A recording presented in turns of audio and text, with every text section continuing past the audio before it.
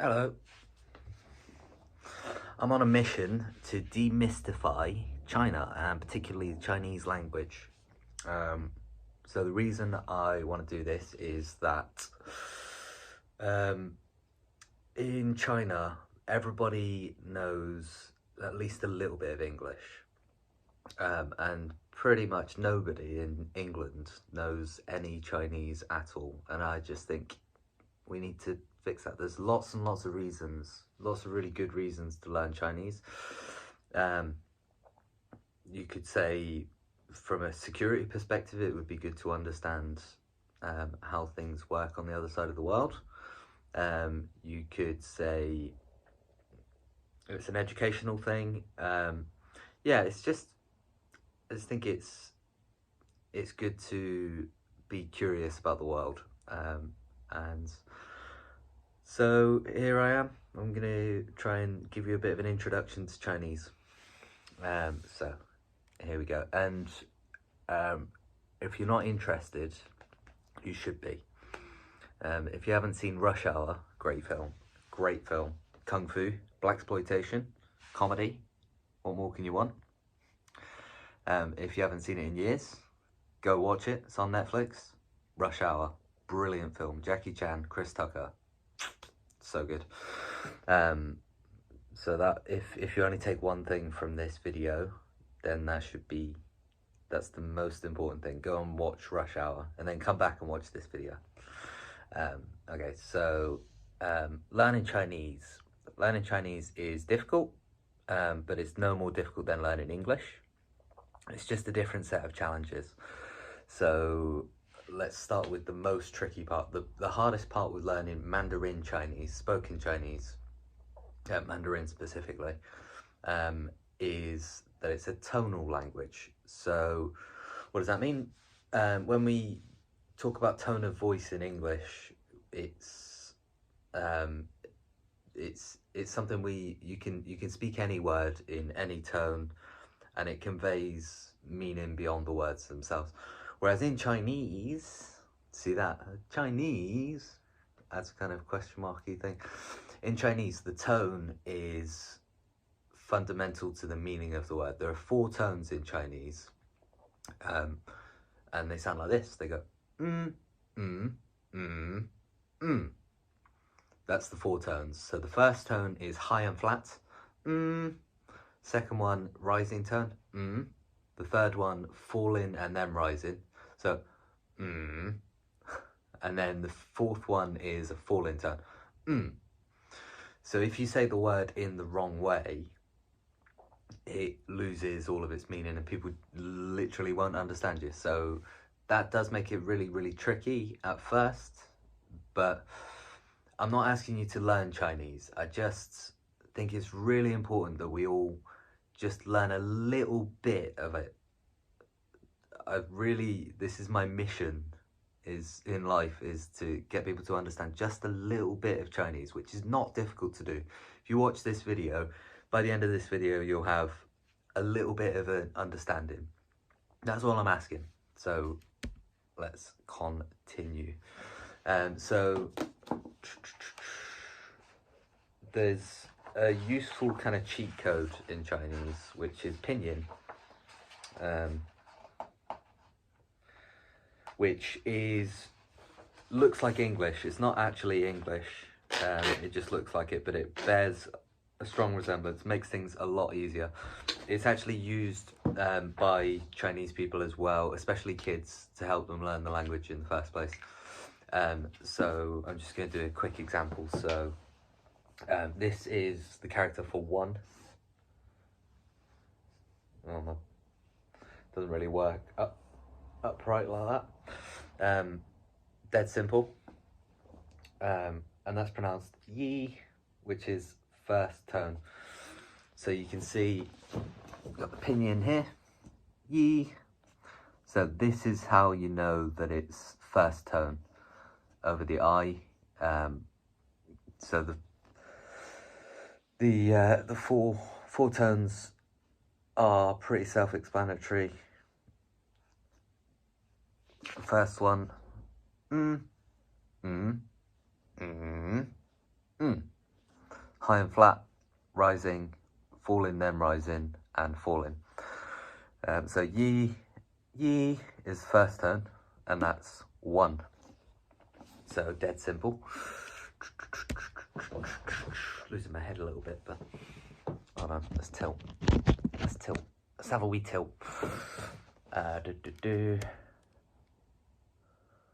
Chinese characters themselves, obviously this one is very, very basic. But they're not just for communication, they're also a thing of beauty. And the way that they work is kind of, it's not as straightforward as this, but quite often the way that they work is you'll have one part of the character is for the meaning and one part is for the pronunciation. So I'm going to use the character of Chi as an example. Chi, I don't know which tone it is actually, but it means to eat, which I've just eaten some bacon. So topical. And this is what it looks like. And I think it is first tone actually, which would be like that. Sure. So the left part of this character is means mouth, and this part on its own is pronounced qi, which is kind of similar to this, and it means request or to beg. So mouth and then request. Eat, it means to eat. So this part is really for the meaning, and this part is where you get the pronunciation from. So this isn't really a precise art. Let me just demonstrate what mouth looks like on its own. So as a character in its own right, that's what mouth looks like, and it is pronounced, in Mandarin it's pronounced ko, which is third tone. Sorry, I just had to get some coffee. That's coffee in Chinese, Mandarin. That was quite easy.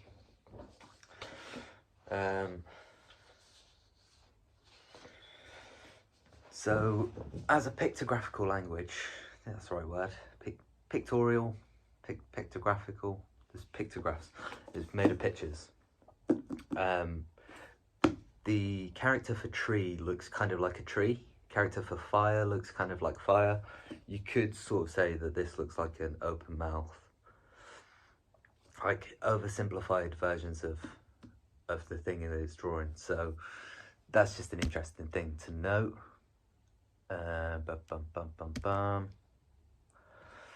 If you are interested in learning Chinese, a good place to start is with the radicals, which is a finite list. I think it's 200 and something characters, which is not that many to learn really when you think about it.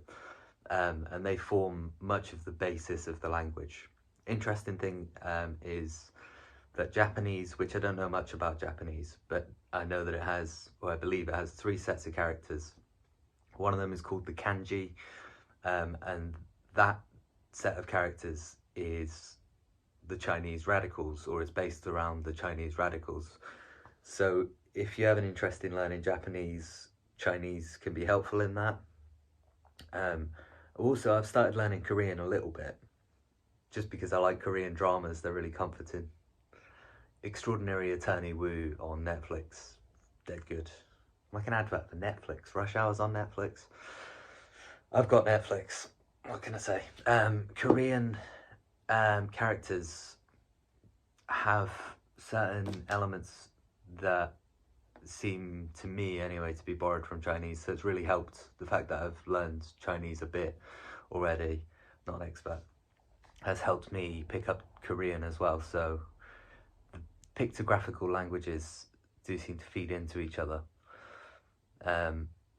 Sentence structure in Chinese is much more straightforward, much more straightforward than English. In some ways Chinese is harder, in some ways English is harder. So I'm going to use the example of the phrase, I'm studying Chinese.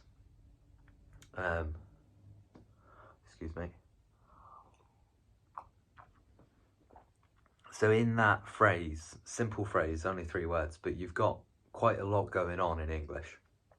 I'm is a contraction of I am. Studying is a conjugation of study, to study. Chinese can refer to a meal. I'm going for a Chinese. It could refer to a person, could be a Chinese person. In this case, we're talking about the language Chinese. I'm using this example because in Chinese we would say 我学中文, which means I study Chinese language. Everything's much more straightforward and denotational rather than connotational.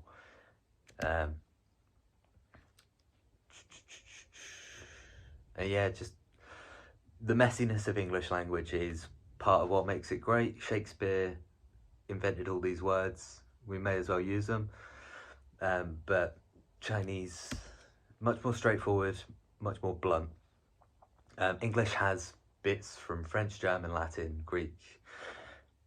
Shampoo is an Indian word. There's bits of all the languages. That's why English is so amazing, but it's also what makes it difficult. Chinese, in newspapers today, there are said to be 3,000 characters that are used in Chinese newspapers. 3,000, which for context, English has about 170,000 words in relatively common use. So Chinese is easy.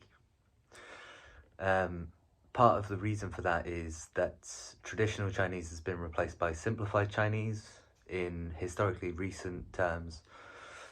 When I say mainland China uses simplified Chinese, that's kind of a loaded, I'm not going to open that can of worms. But it's worth mentioning, there's a real long history that's fascinating to explore, with early forms of language that have cool names like Oracle Bone Script, which is pretty cool, but I haven't got enough time to learn that in one lifetime. So let's talk about Mandarin. When we talk about Chinese, we're talking about the written language. When we talk about Mandarin, that's the most commonly spoken form of Chinese, with the Beijing variant widely adopted, which as a rough equivalent, I would mention estuary English, which if you don't know what that is, most people say milk, they don't say milk. That's estuary English as opposed to proper Queen's or proper King's English. Old Kingy Charles. So estuary English is kind of an equivalent to Beijing Mandarin. It's slightly different to formal speech, but it's considered the most usual dialect. We could talk about Cantonese, but I'm not gonna do that. In the words of George Orwell, one of the reasons donkeys live a long time is they don't talk politics. But if you don't know about the Opium Wars, it's very interesting. The short version is British people love tea so much, they got the Chinese hooked on opium so they could trade it. China's still angry about it, which is fair enough, and I would highly recommend that you do some reading about that if you don't know about it. The best resource for learning about Chinese is Pleco, that I know of anyway. Pleco is really, so if you are interested in learning Chinese, get the app Pleco. The free version has like a pretty amazing array of learning tools, comprehensive dictionary, and it even shows you the proper stroke order of the characters. So yeah, there is a proper particular order. It's generally left to right and top to bottom. So with ko, you go down and then you would go like this and then you would go like that. It does need to be done in the proper order. Like I say, calligraphy is a very serious art form in China, and the meaning bestowed on every character is profound. If you've ever seen the Jet Li film Hero, great film. It's a bit like Crouching Tiger, Hidden Dragon, but probably not quite as good. Just my opinion. But there's this scene where this guy's writing out a new character in some sand with a stick. He's come up with his new character for sword or swordsmanship or something like that, and he's got these arrows flying around him, and they're all missing him whilst he calmly writes out this character. And he invents a new way of fighting with a sword by coming up with this character, and that sort of sums up the profound meaning that comes along with calligraphy in Chinese culture. It's really cool. It's just really cool. So that's Pleco, is I've mentioned. Chinesey is a really great resource as well. It was put together by Xiao Lan, who did a TED talk years ago, and she's got this really amazing approach to growing Western understanding of the Chinese language, which is what I'm trying to do here. I would also recommend Chinese Skill. It's a very good app. If you've ever come across Duolingo, it's a lot like that, but it's more specialized towards Chinese.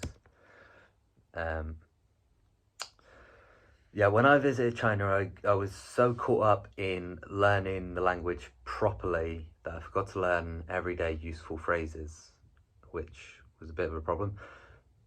The main one I learned was "jega," which means this one. So I would just walk around going, "jega, jega, jega," and I could buy things that way.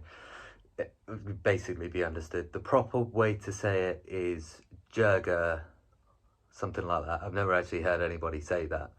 But this is an example of Beijing dialect. Jega is the more common way of saying it. So the second part of that is ge, which is a measure word. There's lots of different measure words in Chinese, but ge is kind of the standard common one. If you use that, you kind of get away with it, in my experience. But if you don't use it, then people won't understand what you're talking about. So, as an example, if you wanted to say one table, you would have to say one ge table. It's kind of like of, in that sense. It's called a measure word. You need to use it for any countable noun. So you would say one ge table, which is 一个桌子. So you couldn't just say 一桌子. It wouldn't make any sense. One table. It needs to be one of table. 一个桌子. I think I'm saying that right.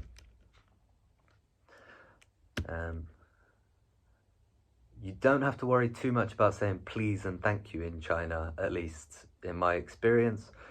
People generally kind of want you to feel comfortable. They don't want you to say please and thank you and sorry all the time. It's not that you shouldn't be polite. You should always be polite in life in general.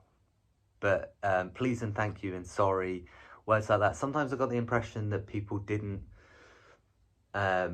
want you to take away the meaning of the words by overusing them. If you say thank you, it should mean something. So if you say, oh, thanks, they don't use it casually like we do. Just an interesting thing to note.